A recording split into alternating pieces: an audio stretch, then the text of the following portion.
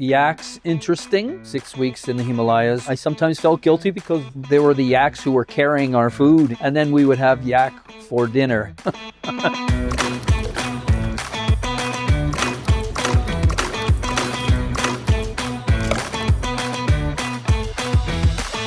I'm Scott Zimmermann.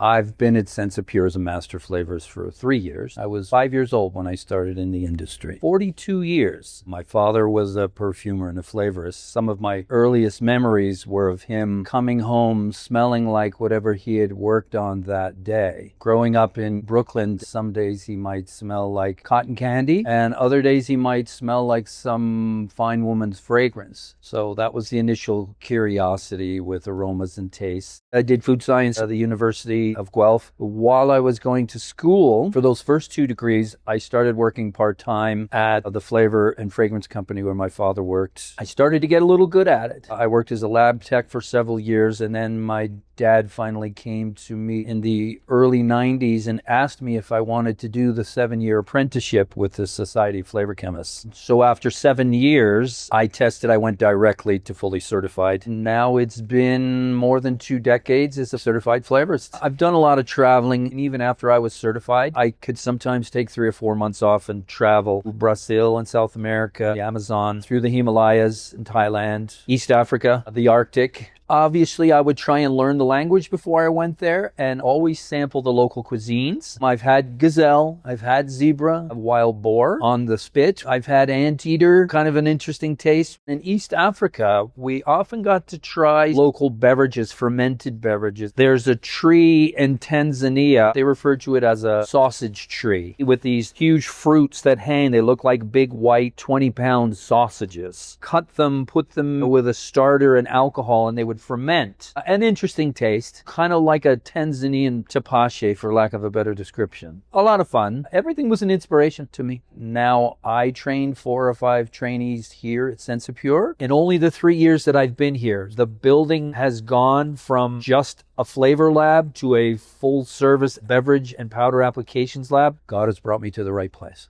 The beverage world has changed in significant ways. 3 to 4 decades ago, most of the beverage products were either sodas, juice beverages, or what we used to call belly washes, which are cheap kids' beverage flavors, Hawaiian punch types. Now you've got walls of refrigerated beverages, immune beverages, hydration beverages, CBD beverages, energy beverages. It brings all its own challenges, both with the finished beverage itself and the additives and the flavors you add to it. When I was a kid, there wasn't lychee mango. There was root beer, cream soda, orange, and if you were lucky, strawberry. Now, I rarely get requests for those basic flavors. Now, the beverages have adaptogens, nootropics, proprietary vitamin blends, meal replacement beverages. It's got ashwagandha, it's got ginseng, it's got dairy protein, plant protein, soy protein, pea protein, fermented proteins, other types of new proteins that are coming out all the time. All of those kinds of proteins have their own particular characteristics. They're either vegetative, they're chalky, they have aftertastes.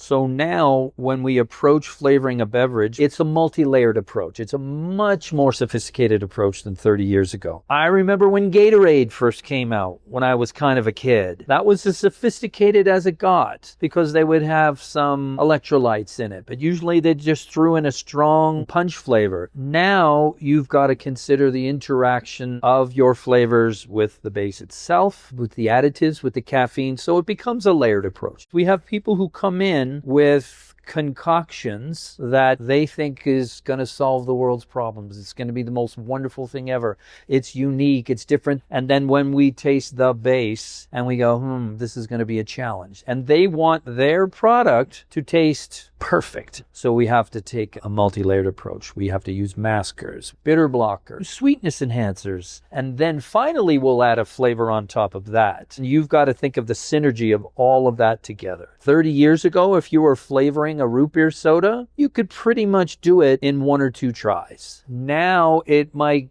take 10, 15, 20 iterations before we think we have something that might be palatable to the consumer. The new innovations in sweeteners for beverages have changed a lot. 30 years ago, it was either sugar or non-sugar. Now, Most of the customers come to us with some sort of unique sweetener system for their beverages. We all know of the full cal and the zero cal ones. 15 to 20 years ago, when stevia first started coming out, we all remember it being rather metallic, among other things. So the first stevia glycosides were Reb A. The purity was only maybe 70%. It wasn't very good. These were the early days. That's matured over time. So now the stevias with which we work with at Sensapure are like a 98 plus, a fermented Reb M, or a combo of some of the other Rebaudiosides. So they work very well. Some customers might use an allulose. Allulose exists both in a powder form and in a liquid form. Allulose is a very good sweetener base that mimics sugar fairly well without some of the negativeness,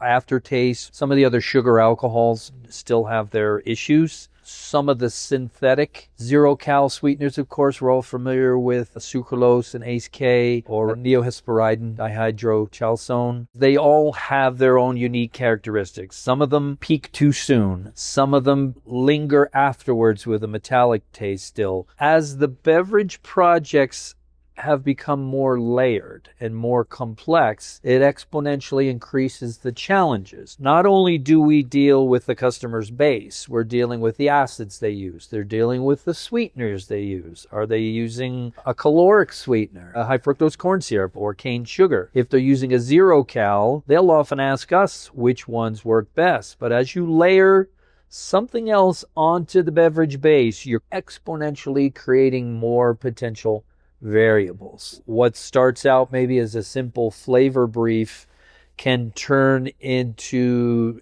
tens or scores of iterations that we have to do. So we'll often blend zero-cal sweeteners together to ameliorate early peaks, soften the aftertaste so it doesn't linger too long. Like on an XY graph, we're accustomed to that sucrose hit and peak and then tail off. Then even once you get a balance of the sweeteners, how does it interact with, say, bitter notes in the base? Or once we layer a flavor on top of that, how do the sweeteners carry the flavor? Too long, too short? Because every one of these ingredients is going to a spot on your tongue where our receptors are. So we might balance the adaptogens, the bitter notes, with the sweetener, with the acids, with everything else carbonated still. They're all going to the right place. And then we add a flavor, and all of a sudden the sweeteners are plunking that citrus flavor, vanilla flavor into a spot on your palate, and it doesn't go away. You don't want an aftertaste or a linger of the flavor. You want it to come, to taste, and then move on. It's an incredibly sophisticated way of building a beverage, and it's important for people to know that that simple Tetra Pak of a processed beverage could take hundreds, if not thousands of hours of iterations and R&Ds before it makes its way to the shelf.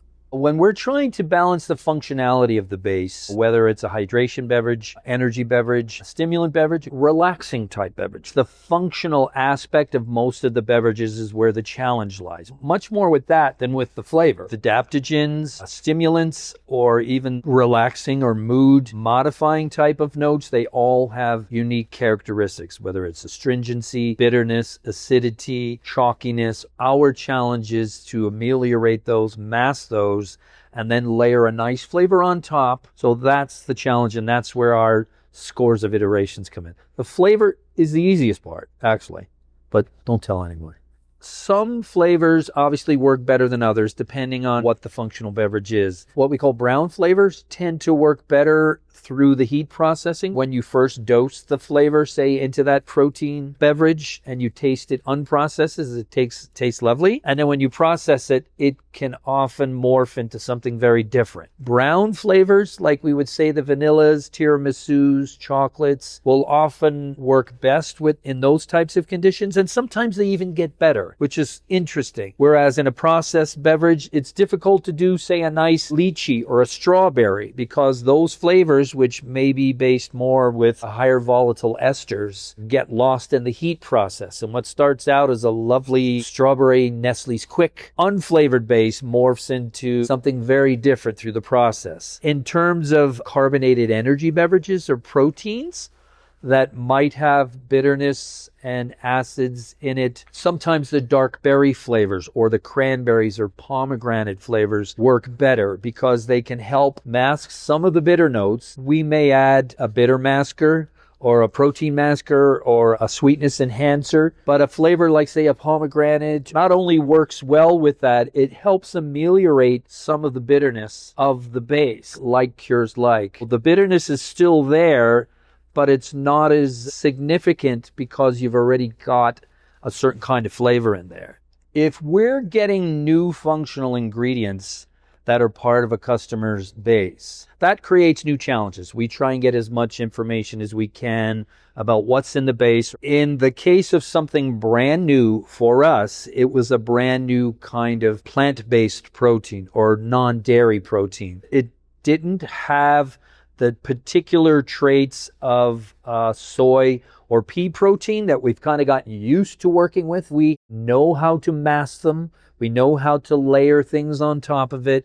We know what flavors work. This protein created brand new challenges because it had characteristics both with texture and with aroma and with the visual color and the flavor that were unlike anything else. This had its own indescribable sort of profile. We're constantly in contact with the customer about the science of technology of how it's created. Okay, what sweeteners are going to work with this? Can we use sucralose or ACE-K? Do you want us to use monk fruit? Where in the world is this going to be sold? If it's just North America, then we can use a particular palette of materials.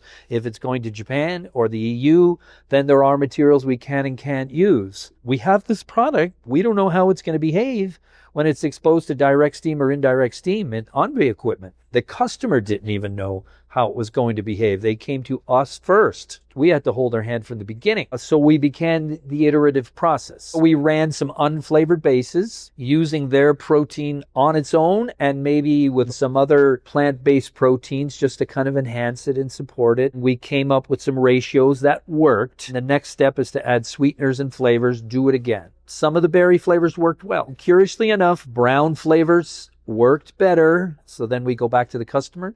We do some tasting and presentations. We're pretty happy with the success so far. We all have a style. All of the senior or master flavors all have their unique style. I'm usually very complex, perhaps too complex sometimes. I like an unlimited palette to work with. I sometimes act like a diva and say, don't restrict my palette. I want every ingredient in the world at my disposal if you want me to do a good job. I had the unique privilege of having a perfumer train me, and thus my love for making flavors that smell really nice too. You can't just be a flavorist anymore. I also have to know the science of all the other ingredients that are in the product. If a customer is adding adaptogens, I have to know how bitter is it? What is it going to do? How is it going to interact if it's carbonated or still? How will my flavor behave in that? So say if we have a customer who's created a brand new fermented protein, plant protein, it has its own unique characteristics, bitterness and aftertastes. When we run it through the processor, when we run it through our ENVY or our microthermics, we have to know how does that behave when it's processed. Okay, now let's add some flavors to it. Suddenly that lovely fruity strawberry flavor turns into something quite different, and it may have also interacted negatively with the base of the protein. So as flavorists, we have to understand the whole complex science. We also have to learn what flavors work best in what kinds of bases. So the days when my dad was a flavorist and they just said, hey, we need a nice strawberry flavor, make it, put it in a bottle, send it off, you're done. Brief complete. It doesn't work that way anymore. Even if I make a brand new dulce de leche flavor, my job has just begun. We have to know the science. We also have to have strong sensory science background. And when customers or panelists describe things in a certain way, we have to understand what they're describing. It's another language. Their comments might be, oh, I didn't like this. It tastes like a lotion, or it tastes like floor cleaner, or whatever. We have to understand and translate what it is they're saying into a plan of action. Okay, 8 out of 10 people have said that it tastes sort of plasticky. What does that mean? So a flavorist now has to understand what that means and to look at the formula and go, oh, that's probably what they're talking about. There's too much citral in there. Or some of the flavor has oxidized in the HDST process. We have to be more than just flavors now. There's sort of two strands of trends in flavoring functional beverages right now. The customers more and more don't want to use any preservatives. So back in the day, you could use sodium benzoate or potassium sorbate, and you wouldn't have to worry about heat treating, even the carbonated beverage. So now, very few customers want to have sodium benzoate or potassium sorbate or BHA or BHT on their label. The protection step has to be heat processing. We've got to know flavors and products that will stand up to the heat process. So one of the trends is in the ingredients in beverages. In the scramble to distinguish your product from all the other ones on or off the bandwagon, we get some interesting requests for flavors. At Sensapure, we're ready to do any kind of flavor. Myself and our team have done everything from apple to Zinfandel wine. So if somebody comes to us with a lychee passion fruit chamoyada request, we can do that. What started in confections maybe 10, 15 years ago was sweet heat flavors, pairing a sweet flavor like pineapple with a heat flavor. So you'd have pineapple habanero, strawberry chipotle, things like that, or even chili chocolate flavor. So there are trends. Some of those obviously don't work in beverages as much, or at least in carbonated. Trends in protein beverages now are very much brown flavors, heated brown flavors. I tried the 5 chili chocolate in a processed dairy beverage, and you wouldn't think, but it tastes fantastic. Everything is fair game now. Back in the day when customers asked for flavors of a flavor company, mostly an artificial or what we call natural and artificial or NNA usually worked best. It wasn't as much of a deal except for some maybe high-end products. The definition of natural flavors, it is in the Code of Federal Regulations, is all of the ingredients within the flavor system have to come from natural sources. So what's considered natural is fermentation, steam distillation, cold press, CO2 extraction, etc. Organic natural flavors, of course, there's no such thing as organic artificial flavors. Most organic flavors are either 95-5, meaning 95% of the flavor is from organic sources and up to 5% have to be from organic compliant sources. And then there's also a 70% organic, which some people put on the label just so they can use the word organic, but you cannot use that little organic, that little leaf on your product unless it's at least 95.5 or 100. So in the case of organic ingredients, ethanol is from organic sugar cane. The orange oil that I use in my citrus flavors from organic orange oil. And any of the small components,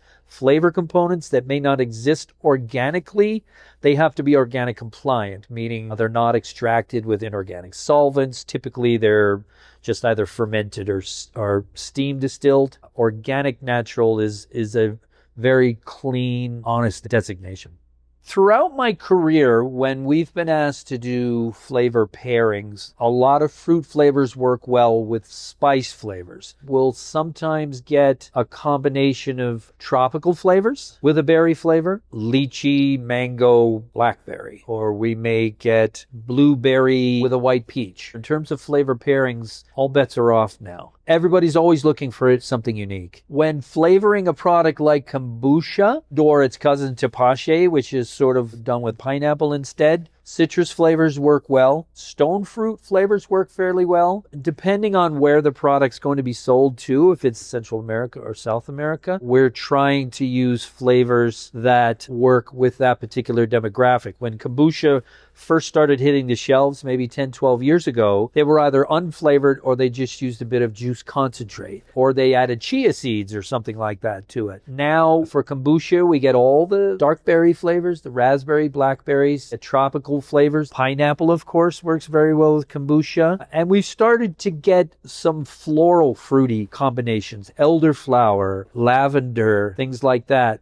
In terms of using savory flavors within the beverage industry, they usually are not preferred on their own. I might pair a jalapeno with a blueberry. Now versus 20, 30 years ago, thankfully the palate of most North Americans is much more tolerant of savory and spice, but it's still best to pair it with something sweet that tones down some of the boldness and aggressiveness of the heat. So we might do a habanero coconut. So you get some of the heat, but then the soft creaminess of the coconut tames that flavor. In terms of the sweet spices, the chais, eggnogs, etc., they tend to be seasonal. We're trying to pull some of those otherwise seasonal sweet spices into a year-round thing. So we might have like a vanilla chai. We might pair eggnog with something else which brings it into the 12-month realm rather than just a seasonal thing. Sweet heat flavors are always among my favorites.